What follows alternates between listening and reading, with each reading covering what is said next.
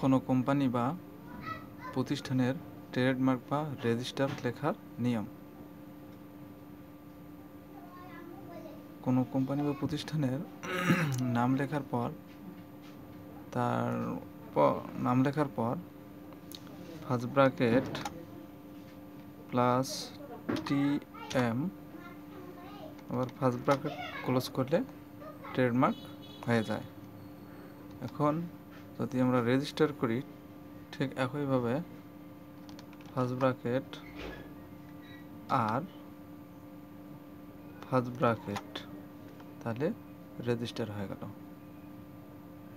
যদি ভিডিওটি ভালো লাগে তাহলে অবশ্যই লাইক, কমেন্ট এবং শেয়ার করবেন, সেই সাথে সাবস্ক্রাইব করে দেবেন।